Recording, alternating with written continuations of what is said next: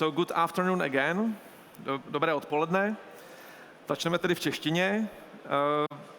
Díky předchozímu bloku máme poměrně dobře rozehráno, takže nemusím dělat dlouhý úvod.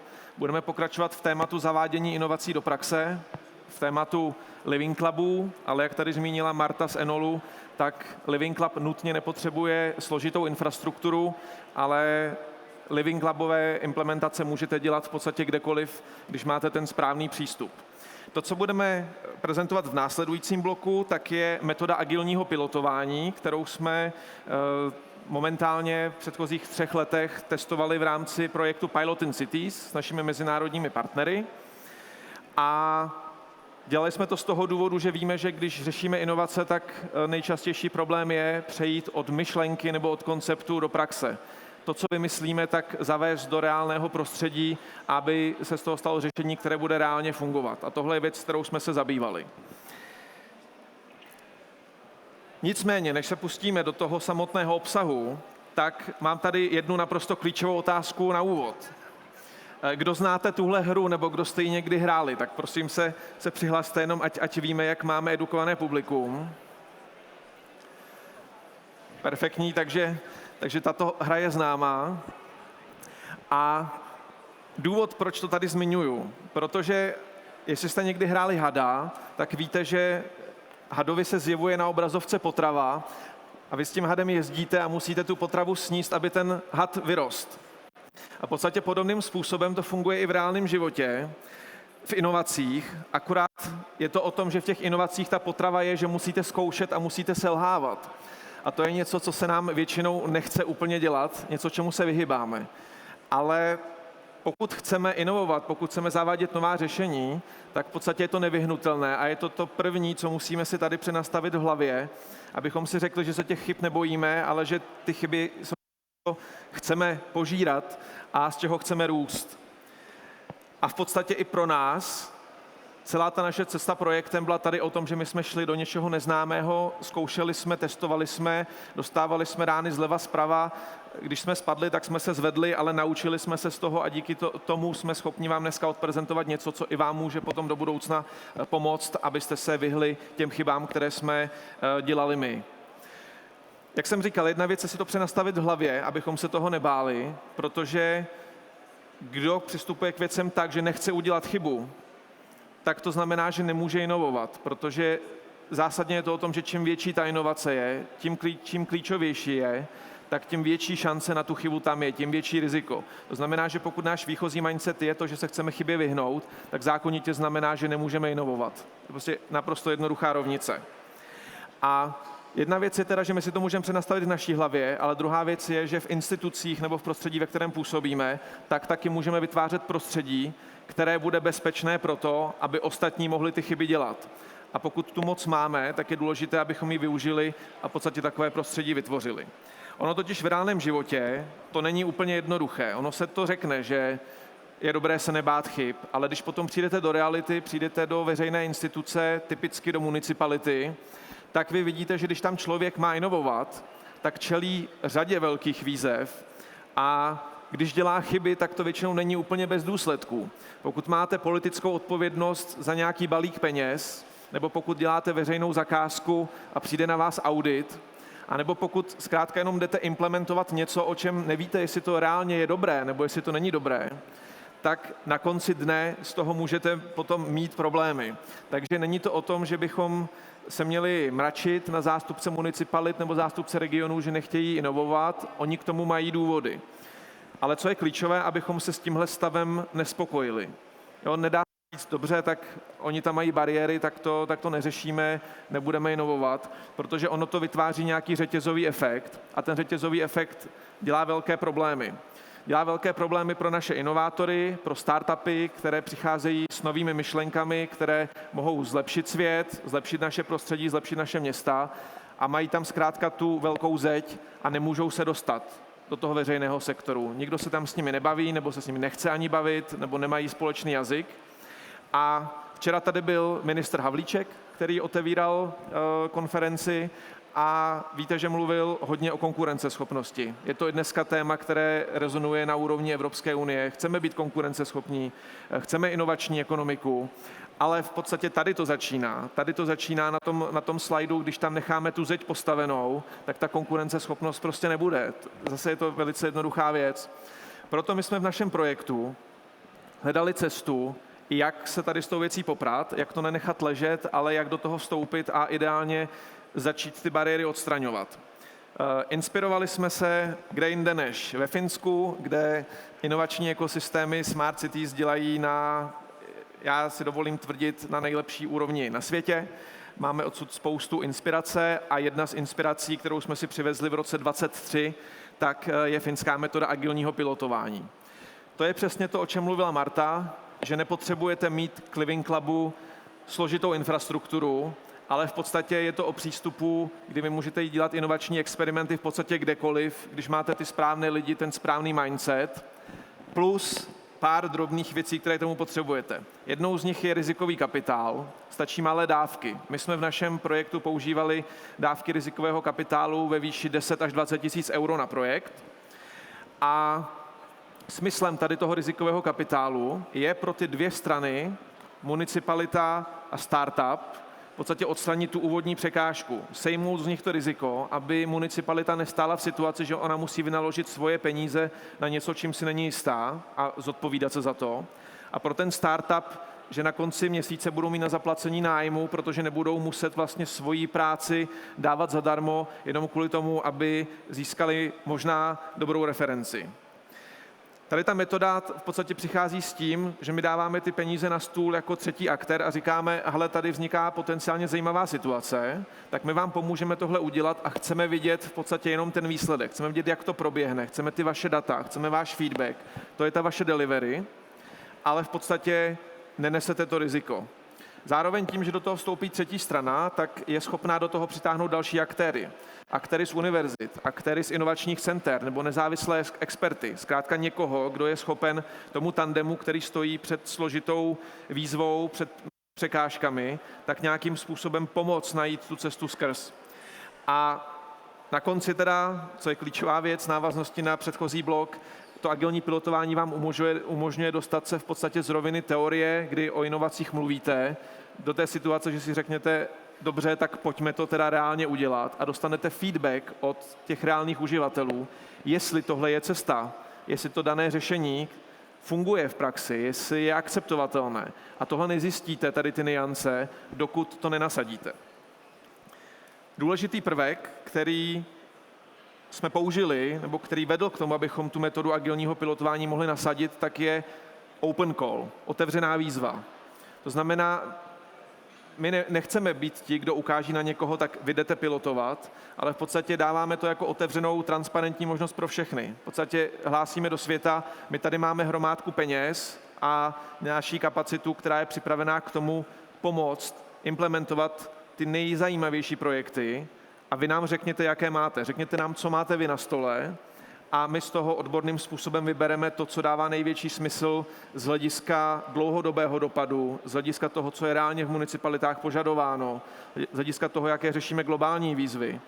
A na základě toho jsme schopni potom z velice reprezentativního vzorku vybrat skutečně to nejlepší a to podpořit. Samozřejmě s tím, že tam není 100% jistota, ale je velká šance, že některé z těch nápadů se chytnou a budou z nich třeba ty budoucí mezinárodní šampioni, kteří budou pomáhat jednak naší ekonomice, ale jednak budou zlepšovat život lidem po celém světě. Nebo minimálně v mnoha zemích. Tuhle věc jsme dělali mezinárodně. Dělali jsme ji v takzvaném podunajském regionu v rámci programu Interreg Danube v 6 zemích s 11 partnery, které tady dneska všechny uvidíte na pódiu za malou chviličku a kteří vám nasdílí svoje zkušenosti a dojmy. A tady v tom manšaftu jsme udělali 26 reálných pilotních projektů, které se uskutečnily v konkrétních městech, obcích, kde proběhla implementace nějakého řešení do praxe. U nás v Česku těch měst bylo 6 a těch dalších 20 projektů bylo právě v našich partnerských zemích. Co je ale důležité na konci, k tomu zajdu za chviličku, my jsme to nedělali kvůli těm samotným pilotům, ale dělali jsme to kvůli tomu, abychom popsali ten proces, abychom v podstatě my po cestě zjistili, co funguje, co nefunguje a abychom byli potom schopni pro vás všechny dát na stůl manuál a říct, takhle se to dělá a když to uděláte takhle, tak tohle už odzkoušená cesta a nebude vás to bolet, když to zkusíte stejně jako my. Pro ilustraci, ať nemluvím obecně, ať jsme konkrétní. Co jsme implementovali? V Česku to například byla v Praze Olomouci aplikace, která zlepšuje sociální klima na školách, v třídních kolektivech a která pomáhá včas identifikovat situace, které směřují třeba k šikaně nebo k vyloučení někoho z kolektivu. V Bystřici na Benešovsku jsme nasazovali AI řešení, které využívá model digitálního dvojčaté, lokální energetické sítě a spotřeby k naplánování energetické komunity, naplánování sdílení. Kam umístíte soláry, kolik jich tam umístíte, jestli se vám vyplatí pořídit baterku. Když tu baterku pořídíte, tak jestli vás potom nezavřou za to, že jste porušili principy řádného hospodáře, kdy se vám to splatí a tak dále. V Plzni, k tomu ještě uslyšíme něco málo více, jsme zabraňovali únikům vody, chytali jsme takzvané mokré bandity v Techmania Science Center v Plzni, abychom předcházeli škodám na infrastruktuře, ale také nadměrné spotřebě vody, která je zbytečná. Ve Středočeském kraji jsme implementovali AI asistenta, který využívá hlasové ovládání a krátké videoformáty k zjednodušení přístupu úředníků k informacím z oficiálních spisů. V Liberci jsme měli velice zajímavý projekt, kde z odpadního skla, které končí na skládkách, v podstatě vznikl druhý život, protože materiál glasticín umožnil vytvořit desky, které byly nasazené ve veřejném prostoru. Ty desky jsou porézní, chytají vodu a v té vodě můžou růst rostliny. To znamená, z takovéhle desky můžete udělat hezký zelený element do veřejného prostoru, tam, kde normálně jsou jenom dlažební kostky, beton a asfalt.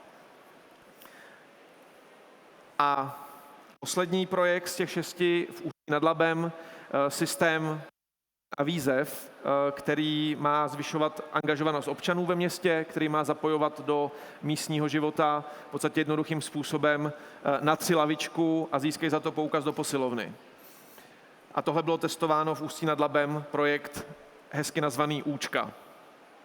Jak jsem ale říkal, tohle celé my jsme nedělali kvůli těm pilotům samotným, ale my jsme to dělali kvůli nastavení toho manuálu. Zjištění, jak správně postupovat při té metodě agilního pilotování, aby člověk nezhavaroval na veřejných zakázkách, aby do toho dal optimální množství peněz, aby startupy a municipality měly ve správný moment správný mentoring, jak to nastavit celé administrativně, aby to nebylo až tak zatěžující. A tímhle vším, když jsme procházeli, tak jsme vytvořili tohle. Je to věc, která je úplně čerstvá a kterou najdete na našem stánku takhle diagonálně na druhém konci haly, kde máme čerstvě vytištěnou, z Německa dovezenou metodiku agilního pilotování a akční plán pro zavedení agilního pilotování. A v podstatě jsou to 2 doplňující se dokumenty, které reflektují tu realitu, že máte jednak na politické úrovni někoho, kdo rozhoduje, ale pak máte někoho, kdo musí vyhrnout ty rukávy a kdo to musí dělat. Pro toho, kdo má vyhrnout ty rukávy, je určená ta metodika, protože to je step by step manuál, který v podstatě říká, jak zavádět ten program agilního pilotování do praxe. Jak, když jsem velké město, nebo region, nebo stát, jak můžu vytvořit program agilního pilotování, jaké kroky se musím pohlídat, co se musí stát, v jakém čase, kolik do toho musím dát peněz. To je otázka té metodiky. A pak máme ten akční plán, který je určený pro politickou úroveň, který vysvětluje, jaký smysl to má dělat, co to tomu regionu nebo státu přinese, jaké jsou ekonomické benefity, ale zároveň, co musí ten decision maker zajistit za podmínky, aby potom ten jeho exekutivní tým mohl fungovat. Protože pokud ten decision maker nevyčlení peníze, pokud nevybere správné lidi se správnými předpoklady a nezajistí některé další kroky, včetně například dostatečně silného mandátu, aby člověk, který bude implementovat agilní pilotování, tak aby neztroskotal na tom, že jeho personální oddělení v instituci nebo rozpočtový odbor řekne, ne, to neuděláme. Takže v podstatě tady ty předpoklady my jsme popsali a když se to spojí dohromady, tak je to v podstatě takový, že je neprůstřelný, protože pořád je to něco, co prochází určitou fází vývoje testování, je to živý dokument, který bude pořád se vyvíjet, ale věřím, že jsme postavili ten dostatečně silný základ na to, aby to někdo mohl vzít a jít s tím bezpečně zavádět agilní pilotování jako nástroj správy a řízení regionu, ideálně regionu, ale může to být i na státní úrovni. Ideálně ten stát by vlastně měl s tím začít, udělat ten prvotní výkop, jak se říká, rozrazit dveře, a potom ten další krok je ideálně na té regionální úrovni, kdy jednotlivé regiony si tady tím způsobem můžou v podstatě tvarovat svůj inovační ekosystém, ale třeba řešit i regionální specializaci ekonomickou. Tohle, co děláme, tak odráží i nějaký náš nový pohled na to vůbec, jak vnímat města, jak vnímat regiony, jak vnímat území. V podstatě my to nebereme, že to je soubor infrastruktury, nebo že to jsou místa na mapě, ale vnímáme to jako velká mraveniště, ve kterých se potkává nezměrné množství aktérů, různých typů aktérů. A ti aktéři spolu musí nějak interagovat, musí spolu nějak komunikovat. Každý má nějaké silné stránky, nějaké slabé stránky. A to agilní pilotování je nástroj, jak tady do toho systému vstoupit a začít ho vědomě řídit. Začít vědomě zajišťovat to, že konkrétní skupiny spolu začnou mluvit, že konkrétní bariéry, které někoho oddělují, tak se demontují. A v podstatě, že na konci z toho vznikne skutečně jeden dobře fungující organismus, jako je to třeba u těch mravenců, kteří si nemusí nic říkat a v podstatě jdou všichni za jedním cílem a mají nějaké společné vědomí. Zároveň víme, že pokud regiony tvoří větší celek, státy, kontinenty, tak zároveň tam musí být nějaká úroveň funkčnosti. My nechceme, aby každý si dělal náhodně cokoliv, ale i v rámci státu potřebujeme pokrýt nějaké funkce. Svět je dneska složitý, takže bez specializace to nevyřešíme. A v podstatě, když se podíváme, jak by to soukolí mělo fungovat jako celek, tak zase jsme schopni pomocí metody agilního pilotování zajistit třeba to, že jednotlivé regiony se budou specializovat na konkrétní oblasti, na konkrétní sektory a budou rozvíjet kompetence, které potom, když složíme dohromady, tak v podstatě máme ten jeden silný celek.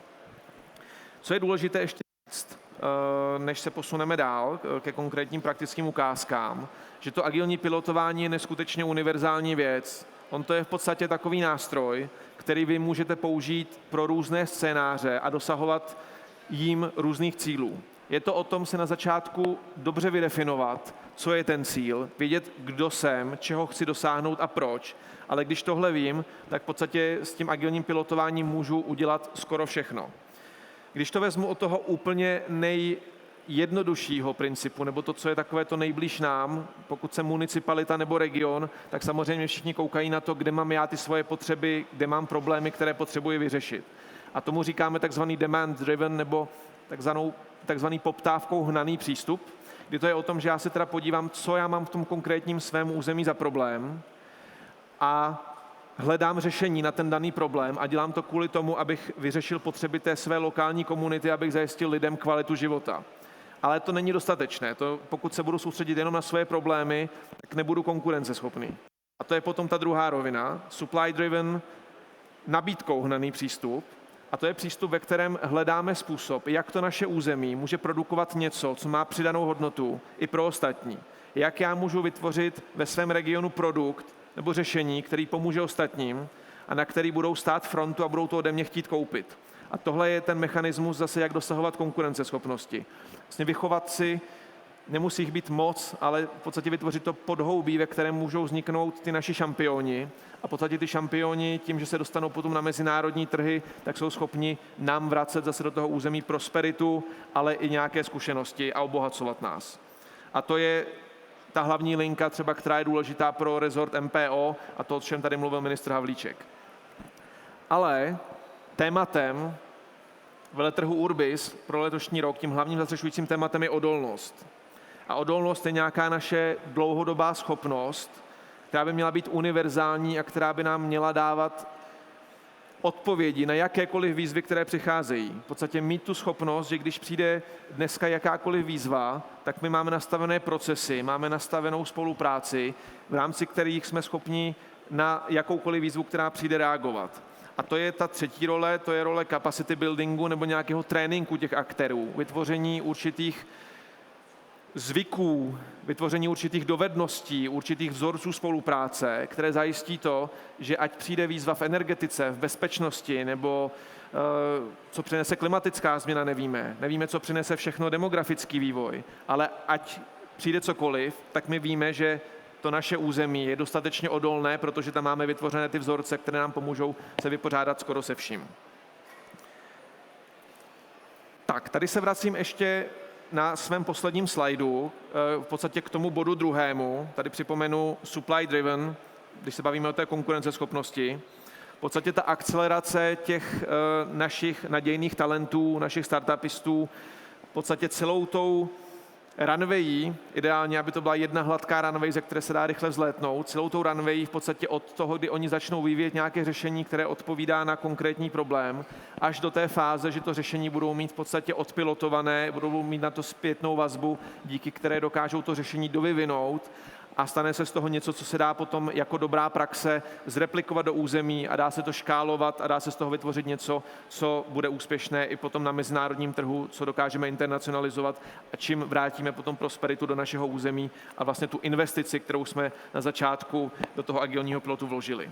Tak a tady já si vypůjčím i konkrétní ukázky nebo konkrétní hlasy startupů, které u nás v programu byly, takže pozvu na pódium startup Nextdrop z Plzně, Františka Macha a Petru Drexler, tak prosím, pojďte se připojit, chopte se tady mikrofonu. A aby to nebylo o tom, že vám tady jenom já budu povídat nějakou teorii, tak rád bych tady vyspovídal velice krátce kolegy, aby nám dali ten živý testimoniál někoho, kdo tím prošel a aby nám popsali, jestli to pro ně mělo smysl nebo ne. Já vám tady dám kliker, protože vy si tam budete chtít asi ťukat potom tu prezentaci, ale zeptám se, protože já mám na vás nachystané nějaké konkrétní otázky. Tak já jsem tady mluvil jednak o tom problému, že pro startup, tím velkým zeleným potom budete klikat, že pro startup je poměrně složité, pokud má řešení pro veřejný sektor, se do té praxe dostat. Tak jenom jestli tady s tím rezonujete, jestli to je něco, co teda platí a neříkal jsem tady 20 minut něco, co je nesmysl. Tak já si možná tu otázku vezmu. Já si myslím, že dostat na trh jakékoliv inovativní řešení je problém, bez ohledu na to, jestli to je veřejná správa nebo ne.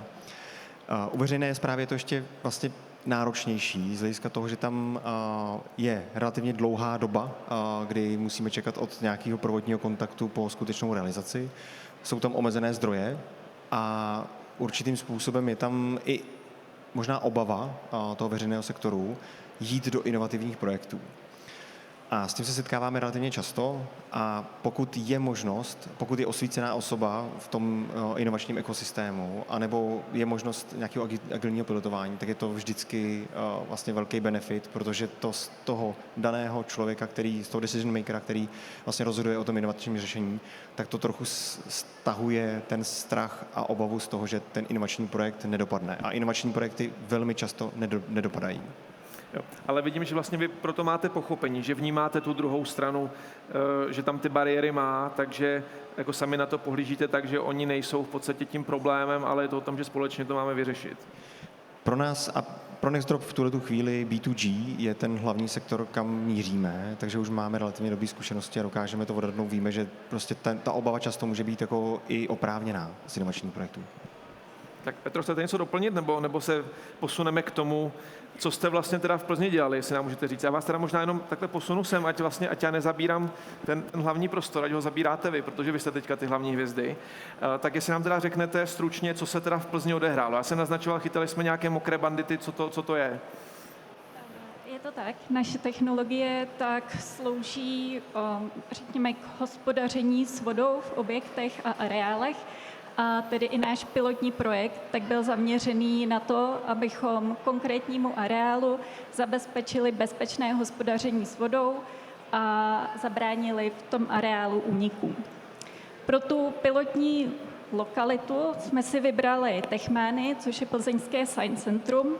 A byla to volba na základě toho, že ten areál je velmi komplexní. Je to science centrum, takže jsou tam výstavní prostory, konferenční prostory, je tam restaurace, různé dětské skupiny, venkovní expozice s dešťovou vodou. Takže pro tu naši technologii tak to byl skvělý playground, kde si tady to vyzkoušet. Perfektní. Chcete, Františku, k tomu ještě něco vydoplnit?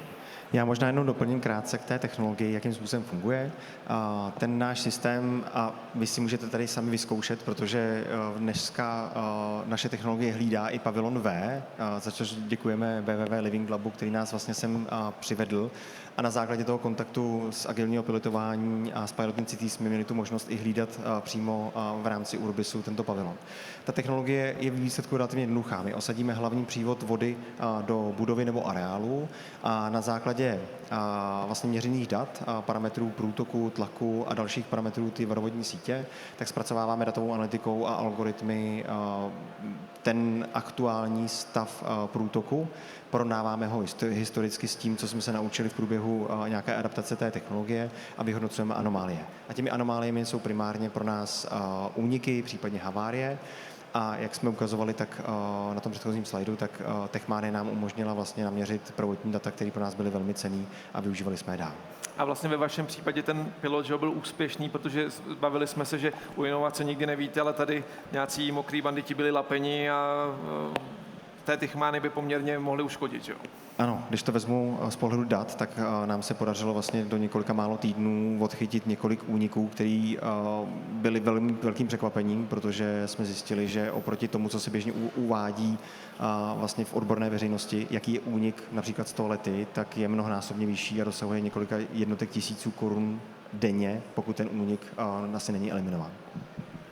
Tak a vy jste zmínil, že pro startup je samozřejmě důležité, když máte v té dané lokalitě vlastně někoho, kdo je pro vás tím partnerem, osvíceného člověka, tak myslím, že není žádné tajemství, že vlastně v Plzni se tohle daří, ale jestli můžete dát tohle rozvést, vlastně jak to v té Plzni vypadá a proč je to pro vás důležité? Je to tak, vlastně v průběhu těch 2 dní, zatím tady zaznělo několikrát. Já si myslím, že Plzeň je vlastně skvělým příkladem města, který má vybudovaný inovační ekosystém dneska v podstatě od vlastně předškolních let až do dospělé velikosti té firmy. My jsme do toho systému vstoupili trošku odlišně, protože jsme vystoupili vlastně ze Západočeské univerzity, nebo vznikli jsme na Západočeské univerzitě, takže jsme tam vstoupili bokem, ale vstoupili jsme vlastně do Sitportu, který nám pomohl získat první kontakty na veřejnou správu, odvedl nás do vodárny Plzeň, zavedl nás do zoo, která se stala naším prvním zákazníkem. A následně vlastně nás předali do Bikubertu, který vlastně provozuje dneska inkubační systém, který nám pomohl i finanční dotací certifikovat ten náš produkt. Následně jsme vlastně vstoupili na trh a vlastně v rámci PilotInnCities tak se nám podařilo ty jednotlivé aktéry propojit mezi sebou a vzniknout z toho projekt Plzeň město vody, který vlastně pokračuje teď i dál. Takže ano, jako inovační ekosystém v tom městě je strašně cenná vlastně komodita. No, takže tady tleskáme Plzni a ještě poslední otázka, protože budeme se muset posunout, ale to, co teda já jsem ukazoval na konci, tu runway.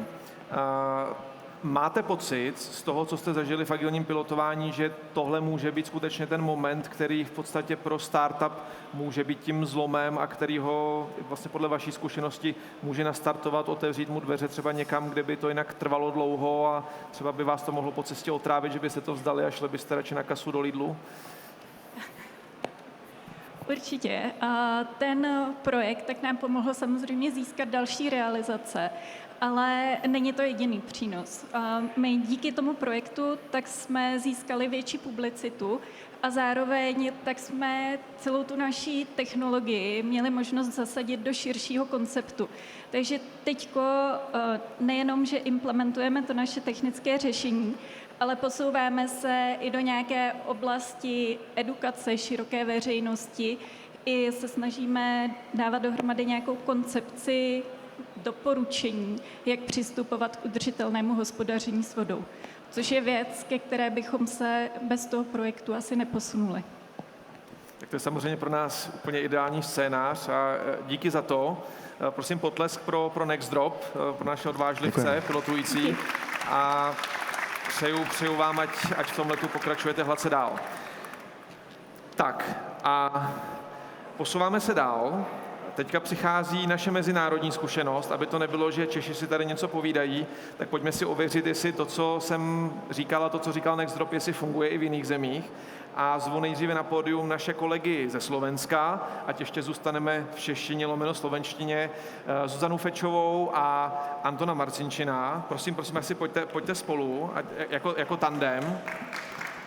A Zuzka zastupuje Ministerstvo investic, regionálního rozvoje a informatizace Slovenské republiky, Anton Marcinčin, Svaz města obcí Slovenska. Tak prosím, co jste si odnesli na Slovensku za zkušenosti a za poznatky o agilním pilotování?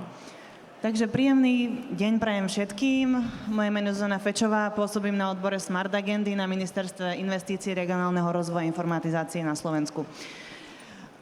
V rámci nášho vstupu by som sa s vami rada podelila o slovenskú skúsenosť s agilným pilotovaním a rada by som sa zamerala na dve veľké výhody, ktoré by som rada zdôraznila. V rámci agilného pilotovania sme mali možnosť vidieť, ako veľmi prirodzene je možná spolupráca stakeholderov naprieč rôznymi úrovňami. Slovenský prípad bol ako keby unikátny v tom, že slovenskí projektoví partneri boli MIRI ako národný koordinátor Smart Agendy a v spolupráci so Združením Miesta a obce Slovenska, ktoré zastrešuje to samotné územie, tie samotné lokality, ktoré sú tí prijímateľmi riešení a kde sú tie inovácie veľmi potrebné. Tento model by samozrejme nebol funkčný, ak by sme do neho nezapojili súkromný sektor ako nosiča inovácií. A veľmi dôležitou súčasťou sú občania, ktorí umožňujú získavať priamu spätnú väzbu, veľmi rýchlo reagovať na dané riešenie. Sú to koneční užívateľia výhod. A rada by som do tohto celého mixu, do tohto modelu zapojila aj univerzity a vedecký sektor, ktorý vám veľmi rýchlo a efektívne dokážu poradiť s vašim riešením rôznymi prieskumami, rôznymi odbornými štúdiami a podobne. Druhá vec, na ktorú by som sa rada zamerala, je teda zmena logiky, zmena mindsetu, ktorú prináša agilné pilotovanie. Nejde teda, ako už Mirek spomínal, klasické obstarávanie inovácií, kedy vlastne častokrát ani neviete, akú inováciu obstaráte, neviete, či ju potrebujete, prichádza s tým veľké investičné riziko a nakoniec obstaráte niečo, s čím ani neviete pracovať. Agilné pilotovanie prinieslo veľmi jednoduchý, flexibilný výber pilotov, jednoduchý prihlasovací formulár, 2 rýchle kola hodnotenia, 3 až 6 mesačné testovanie riešenia a v rámci toho mali jednotlivé pilotné tímy možnosť rýchlo získavať spätnú väzbu, prispôsobiť to riešenie jednotlivým potrebám municipality a myslím si, že to viedlo ku samozrejme nižšiemu riziku a lepšiemu ako keby tomu pomeru ratio, cost-benefit ratio. Takže ďalej prenechávam slovo kolegovi Tonovi Marcinčinovi zo ZMOSu, ktorý vám povie ten pohľad ako keby zo strany samospráv. Ďakujem pekne. Ja by som potreboval 3 ruky, ale skúsim to takto aj s týmito poznámkami. A či je to zelené? Dobre. ZMOS to je to české SMOCZ, alebo keďže sme v Brne, tak moravské SMOCZ, organizácia, ktorá zastrešuje väčšinu obcí a miest na Slovensku. Tá základná otázka, ktorá tu už padla, je prečo? Prečo agilné pilotovanie? My sme v podstate testovali, prečo agilné pilotovanie a odpoveď bola veľmi jednoduchá, lebo sa to oplatí. Lebo sa to oplatí pre mesta, oplatí sa to pre firmy, oplatí sa to pre ďalších stakeholderov. A preto sme nastojili na tom, aby firmy, ktoré ponúkali rôzne smart riešenia, a to robili agilné pilotovanie spôsobom participácie, quadruple helix, co-creation, spoločné vzdelávanie sa, učenie sa. Toto všetko sme urobili a testovali sme pritom... ja som niekam preskočil asi.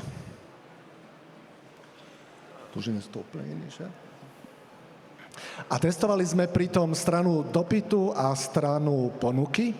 Na strane dopytu to boli obce. Na Slovensku je asi 80% obcí, ktorí majú menej než 2000 obyvateľov. Takže samozrejme to je problém pre firmy. Tie obce nemajú dostatočnú kapacitu, ale to, čo sme zistili v nejakých výskumoch, majú záujem. Majú záujem sa dozvedieť a majú záujem implementovať smart riešenia. Čiže toto je dôležité. Na strane ponuky máme firmy a tam sme testovali dve veci a máme tu kolegyňu, ktorá ukázala, že je možné paralelne testovať jeden produkt v meste a v malej obci. A tým pádom samotná firma si overí svoje riešenie a prispôsobí ho nielen pre to klasické veľké mesto, ktorých je na Slovensku možno 10, ale súčasne ho prispôsobí pre potreby práve tých 80% tých malých klientov. Čiže toto bol jeden dôležitý záver, že áno, je to možné, ten trh nie je mŕtvý, tých 80% netreba zanedbať a dať bokom. A druhé riešenie bolo firma, jedna zo 4, ktorá je úspešná, je zavedená na trhu B2B, ponúka komerčné riešenia, je v tom dobrá. Tento projekt im umožnil zobrať svoje komerčné riešenie a skúsiť ho aplikovať na samosprávu, že B2G. A ukázalo sa znovu, bol to proces, v ktorom sa učila firma, a jej zamestnanci, vedeli upraviť technológie, procesy, dokonca interné procesy a učilo sa mesto. Učilo sa mesto, ktoré inak je už celkom v týchto technológiách zbehlé. Žilina je jedno z tých miest, ktoré najviac využívajú smart technológie na Slovensku, ale bolo to obojstranne prínosné. Zainteresovali ďalšie asociácie, zainteresovali univerzitu, zainteresovali ľudí. Takže vo výsledku pozriem sa, či som na niečo nezabudol som na nič. Vo výsledku to bolo naozaj prínosné pre obe strany a je to naozaj o tom spoločnom učení sa. Ďakujem veľmi pekne. Tak díky moc slovenským kolegům.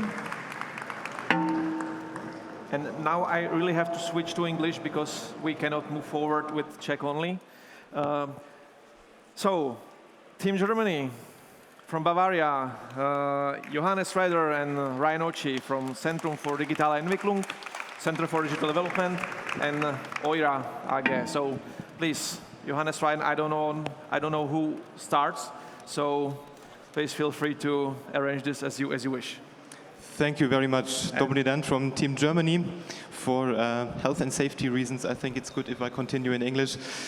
So we are Team Germany, and yeah, so what we have been doing in this project over the last almost 30 months now is, in my opinion, filling the term of living labs with some meaning, because I have to admit, and that is referring back to one of the earlier sessions today on this very stage, that to me personally, the term living lab until recently, it has been just that, a buzzword. And I really struggled to understand what it was supposed to mean. But now with PilotInnCities, we could see how this potentially looks in a real-world scenario. So what we did in Germany is that we merged the concept of agile piloting, which has been nicely presented some minutes ago, with the living lab concept, which already existed in our national ecosystem from a different funding background.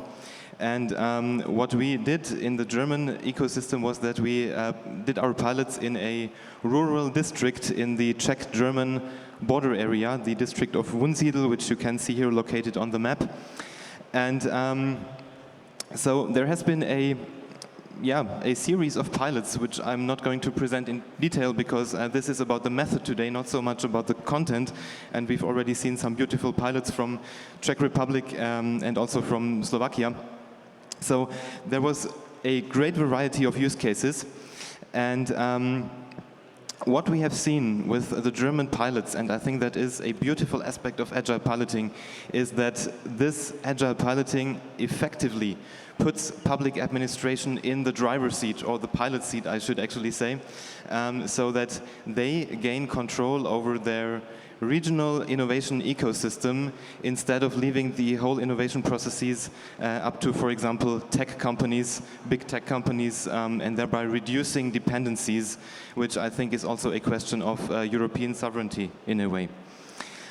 So I think to sum up this part on the German pilots on the practical level, before I hand over to my colleague,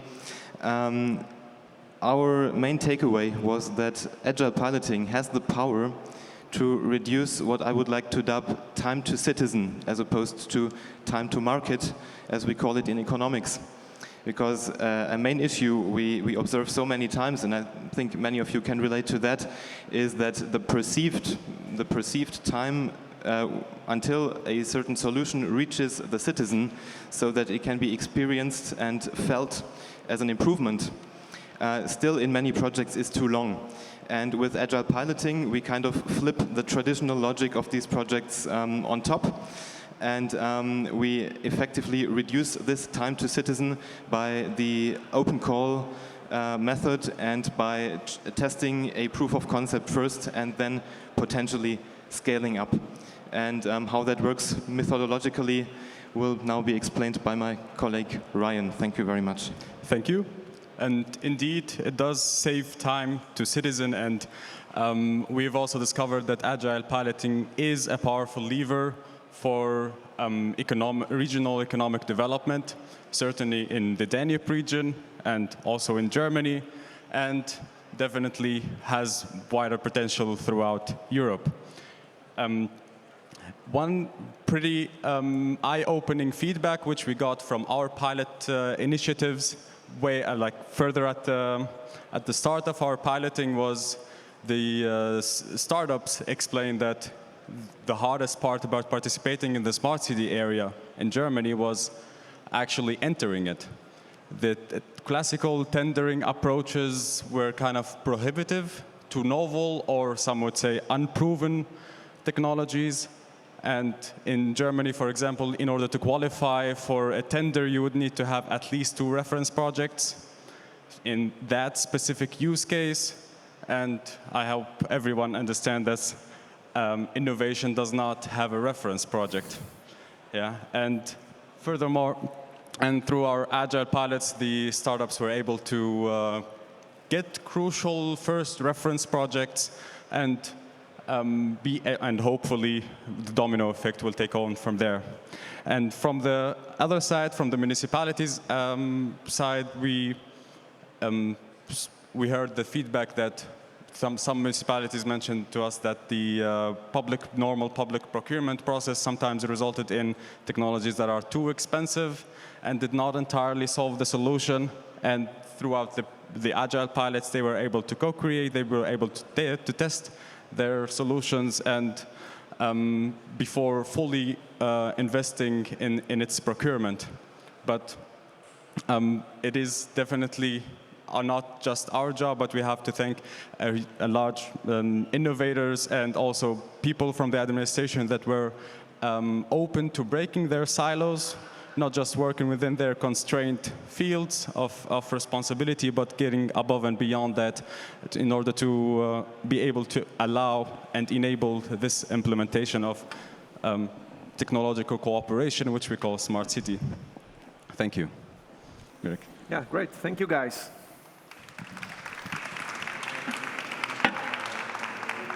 So this was Team Germany, and now flying to Hungary. And I would like to welcome on stage Eszter Miklos, who is from Harvard Social Economy and Community Development Center, bringing a new specific dimension also to our piloting experience. So please, Eszter. Yes, I hope so. Thank you very much for joining us. And I would really like to go back a little bit on innovators, because until now we were talking about innovators in a general terms, but innovators are not the same.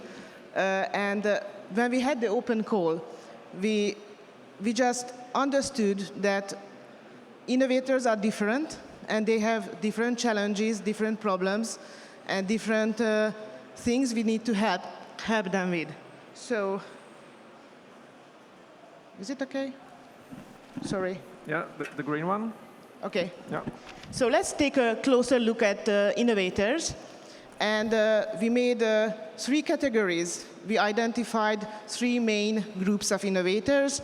The first is a tech-focused innovator who understands really well the technological side of their innovation and are very good in technical realities, but at the same time speaks a technical language which is sometimes really hard to understand for municipality people or even for layman people.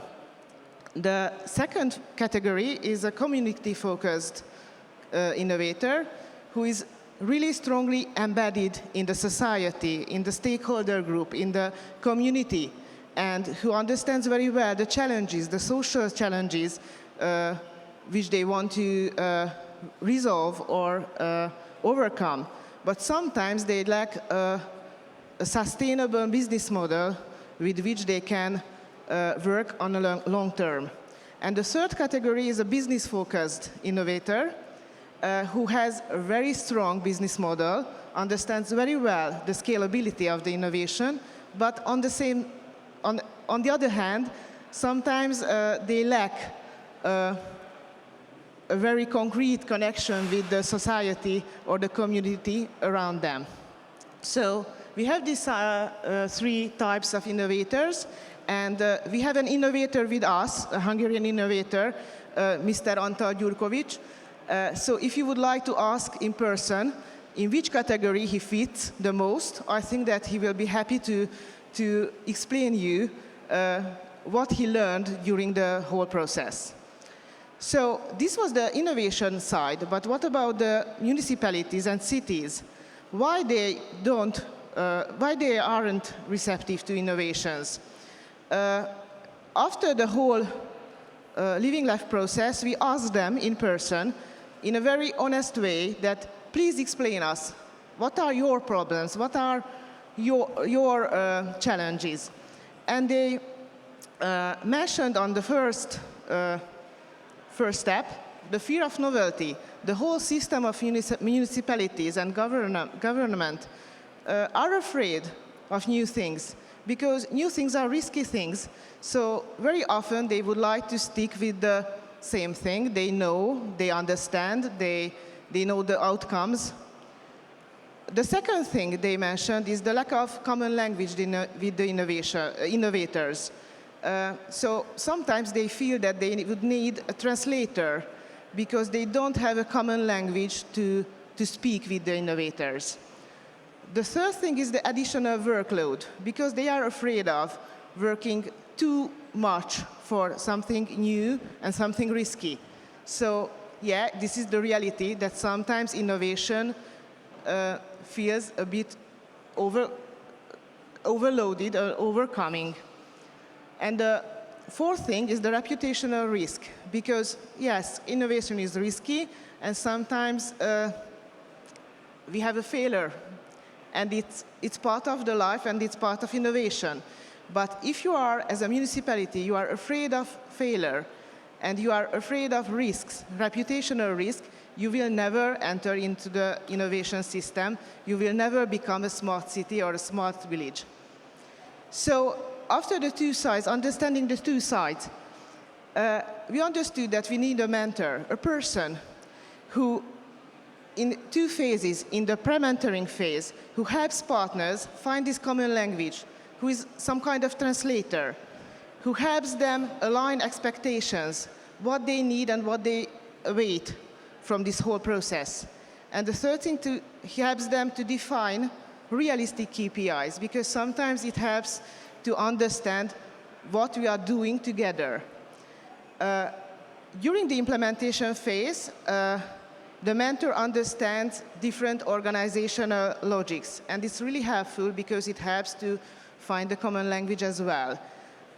Ideally, the mentor knows local networks and partnerships, and ideally as well, he has or they have an extensive network of experts if it's needed. And I think that what is the most important for the mentor, but we have 3 mentors with us from Hungary, so again, in person, you can ask them, that the mentor can ensure the flexibility of the project, because innovation must remain flexible. We can have a methodology, but it can't be so strict that we can't work with it. And the last thing, and I'm coming back to Mirak's presentation, that, yeah, we don't like to feel us as losers. but failures and lesson learns, it's not losing. Sometimes it's winning, and if you can understand that communicating failures and learning is not losing but winning, I think it's a much better way to go further. Thank you very much.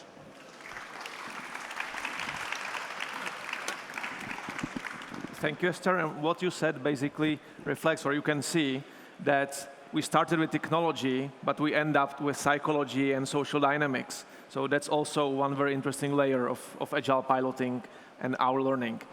But jumping ahead to Serbia now, Tihana Stefanovic from Digital Serbia Initiative. I hope that I didn't reshuffle the order, but I think it's right, so please. Thank you. Mm-hmm. And which one? The green one. Okay. Yeah. Thanks.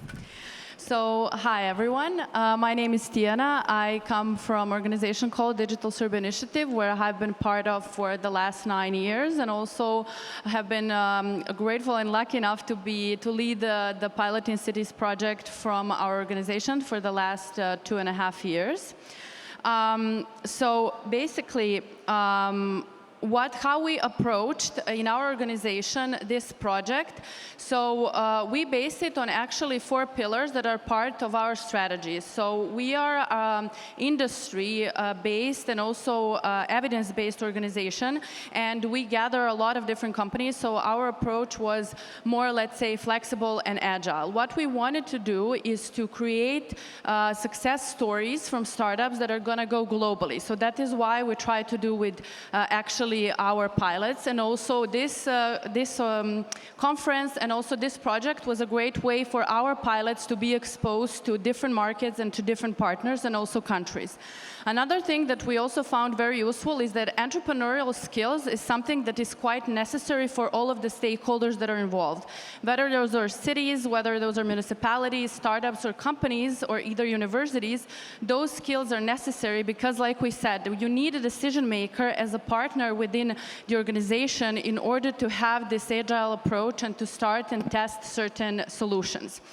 Also, what we see, we live in Industry 4.0, where digital skills and knowledge and technology are developing on a daily basis. So whether you're 7 or 77, this is something that needs to be improved. So this is why, through our pilots, we wanted to include all of the stakeholders, from citizens to all the people that are involved in actually testing the product. And also, what we do think is also very, very important, in also to have that international component, so that the solutions are not just based in Serbia, but also have an international exposure. So basically in Serbia we have a growing tech scene, and what we wanted to do is to have a pitching event which was similar to whether the pilots are pitching to VCs or to the business angels. So we actually selected 2 pilots. We had Park Life and Solar Cycle Charge. Both of them you can visit at our booth. So basically for Park Life, we had a solution that was being implemented in a smaller community, in a smaller municipality, where we wanted to test how this works in a smaller, let's say, environment. And then we had a solar cycle charge, which was implemented in the capital city of Serbia, in Belgrade. So we wanted to compare these 2 models. So basically, a Park Life was a smart digital solution that was created end-to-end, and it was supposed to help the local municipality manage and maintain green areas in the city. So from the very beginning, we approached this as a partnership with the municipality. So they were exposed to the project from the very beginning, and they were active participants. What we also have done is actually offer them training, or the pilots did, offer them training for their people, so that it's not just a digital solution that they are going to get and maybe not know how to use, but they were involved from the very beginning in the entire process, which made it easier for them to accept this approach. And then also what we have seen, since it's a smaller community, and unfortunately not a lot of things are happening in smaller cities or towns, we have seen that citizens, once they realize that there is a new project and new things being installed in their cities, the citizens were much more keen to be involved, and they were curious and eager to understand what is this new solution that is going to be implemented and how and when they will be able to use it. So we had the citizen engagement from the very start. Also on the solar cycle, what we have done actually here is, since it's in Belgrade, there was an area that was quite popular. Unfortunately, cycling is not that growing as, it is growing, but it's not as, let's say, popular as it is in some of the European countries. But we chose one of the destinations where we have the most people who are cycling, and we have, this is like the first e-charge station for the e-bikes. So also there is, for the local community and for the municipality, what was important was that this, since we have a lot of tourists, this was a great way for people to be aware of the new models and how they can actually use the technology, and how this was actually communicated also to the tourists that were coming and visiting Belgrade. So this was a quite popular and a very, very good solution for our capital city to be showcased. So generally, the approach was to include like all of the stakeholders, and we do believe that startups are the engine of every economy. And within this project, we try to show how from startups you can actually have a systematic change and help maybe municipalities and different stakeholders implement these solutions. So we don't think it's only for the startups. A lot of the other stakeholders, such as cities and public institutions, also universities, corporates, are important to be involved in this process. And also, we do believe that startups move fast enough to test what others are still discussing. So we do invite all of the cities and municipalities to have at least talks with certain innovative companies so that we can speed up in this new technology era that we are all living in. Thank you. Thank you, Tehana from Digital Survey of Initiative. And last but not least, to wrap up our international experience, I would like to invite to stage from Romania, Irina Gabriela Radulescu from Danube Engineering Hub Cluster. Mike? Thank you, Miroslav. Here, and, the green one. Happy to be here and sharing Romanian perspective in our pilot project. So when we start to implement the project, we begin to think about what happened with municipalities, because they have a heavy pressure on them, and we are here to help them to facilitate them to act and help them in implementation. So we wanted to emphasize which was the impact of our project pilots in three important areas, like AI, like sustainability, and like scalability.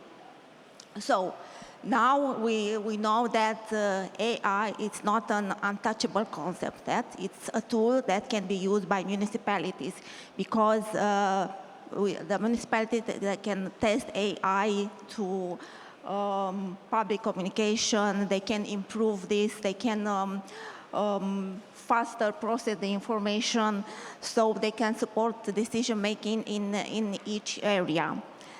So another strong messages from our pilots was that sustainability can be achieved with not only with the big infrastructure. So we were able to implement pilot projects like micro-infrastructure for green spaces, or digital tools for monitor the environment, or community-driven actions for cleaner public areas. And we were able to do this with low cost and with a high visibility for citizens, because visibility now is very important for our citizens, because when they see the real improvement in their localities, like greener corners or cleaner spaces, they want to be active, they want to be engaged in these actions. And it was a real happiness for us, because they really support us. And last of the important area where pilots prove that they are powerful, it was scalability, because once we saw a model which really works, then this model can be replicated in other areas. And further, it can attract funding, and it can become a regional model. So we think that this is the real path for municipality to be much more innovative in a faster way, in a greener way, or in a smarter way. So from the smarter steps to the scalable transformation, I think it is the real pathway, and they should start today with our agile methodology. Thank you. Thank you very much, Irina. Yeah, so you can see that the originally Finnish know-how that we borrowed, that it resonates all along the Danube River, down the stream. And it was one of the key takeaways that although we were different countries with different backgrounds and different conditions, we finally all agreed that there is one method that can solve innovation in our ecosystems. And we work on that together, and we created this one universal blueprint that you can find at our booth. But before we finish, we have one special surprise at the end, a very special guest. And I would like to welcome on stage Aliona Zapanovici from Ministry of Finance of Moldova.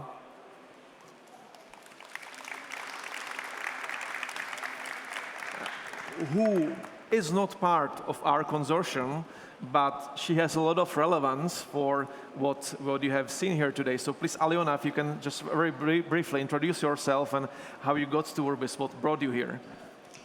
Thank you everyone. And I come from Moldova. My name is Aliona Zapanovici, and my professional background, my path span from architecture, construction management, project management, and later on I started to work in IT with teams of software development, and I work with them as a Scrum Master and an Agile coach. I know it may seem very different sectors and fields of work, and now I work in the public sector as Chief of Staff at the Ministry of Finance. It's not so different, actually. The work that unites is the ability to see the ways we can improve the old ways of working that are usually very comfortable and very difficult to spot because they are comfortable. So why I am here, let's say why I'm here at URBIS, because the different perspectives are really important, not across sectors, but also across different countries, and to widen my horizon, I guess. And you brought something with you to the stage, so what is that? I will leave that up to you to answer that. But so what did you bring? Yes, I'm very glad to show you the, yeah. Thank you. This is really nice. This is my book, the book I wrote. It's called From Resistance to Resilience, and Practical Agile Lessons for Transformation. Why from resistance to resilience? Because resistance is a natural way of responding to change. This is a human part we all possess. We all are, you can imagine, a circle. This is our comfort zone. And the innovation, the transformation, the change towards something better is outside of the circle. So in the circle is the resistance, the natural response we all have. And it's really important to understand the information it gives us, because this is not something bad. This is very useful information to work with your team, with your colleagues. And outside this circle is the resilience. And the resilience is actually the agile side, the human side of agility, our ability not to respond to change in a way when the pressure and we are still standing strong, but to adapt. Yeah, that would be my question basically. Like what is exactly the relationship between agility and this resilience? Because we have resilience as a central topic of URBIS, but we also have these living labs and agile piloting as another central topic. So would you say that to be resilient, we really need this agility? Is that integral part that is inevitable for us to embrace? Otherwise, we cannot be resilient. Yes, to be resilient, we need agility as something that can help us move forward and see clearly. Agility helps us with transparency. We spot I saw my the speakers before me, they talked about failure and how we should not be afraid of failure, because this is the way that we learn from our mistakes, and this is the path that we can adapt and change something and make things move forward. So this is how agility helps and makes the resilience the best part of it. Not the one who wants to stay like always under pressure. And you said you have this IT background, so like originally the term agile is very often used with how IT projects are managed. But when we get to this level of innovation ecosystems and smart cities, so we talk about, social dynamics and this big change management and transformation. So does that apply? Would you say that it's not related only to specific projects, but it's something that is related to systems thinking and systems designing? Mm-hmm. Yes, it's true. Agility, it was born, it started in IT sector, and it worked well, and it's a great example how innovation and things can change in short cycles. Well, when you have the ability to see what actually changed and what works good and what we have to maybe slightly change.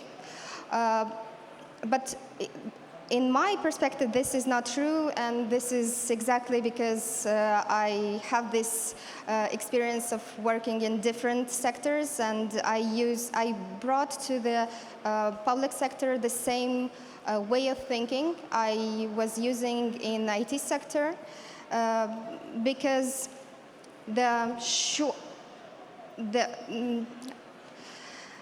from architecture and construction project management, I learned to respect the plans, the deadlines, and the constraints we have. In IT, I learned that collaboration, feedback, and communication, and ability to adapt with small changes is really important. And in the public sector, it all works exactly the same. So it's all around people who work. We can have the perfect strategy to change things, to change the way we are moving our projects. But what about the people who will work later on this ideal and perfect plan? Because maybe it's not the case. Maybe it does not make sense at this point. And maybe to the same problem, different people have different perspectives, and they see it from a different way. So communication here is really, really important. So I believe this would be a topic for a very nice talk, maybe individual talk, and you are here all days, right? Yeah. So if you would like to talk to Aliona, she is with the delegation from Ukraine and that have their booth there.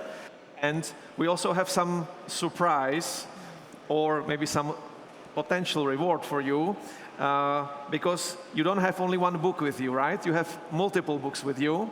And so if somebody wants to get your book, this is the chance where you can get it. And what do the people need to do?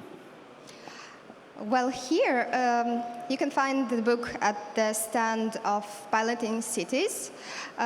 Yes, I brought more copies with me, and I will be really glad for the book to reach the people who really create this change and who are living daily in transformation.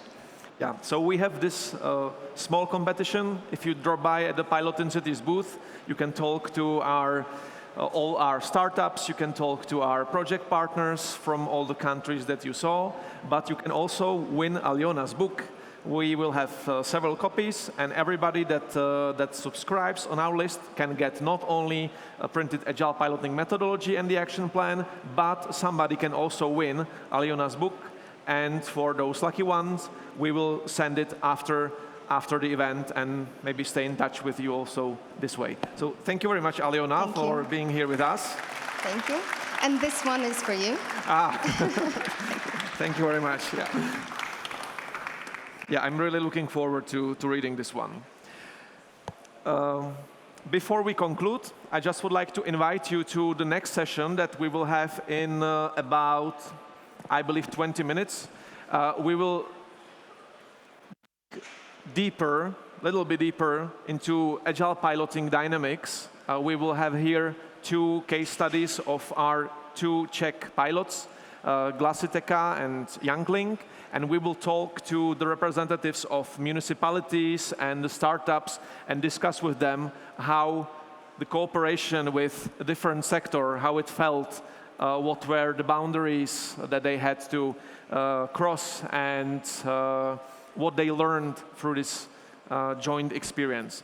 So thank you very much for being here with us, and I hope that we will meet each other in a few minutes. Thank you.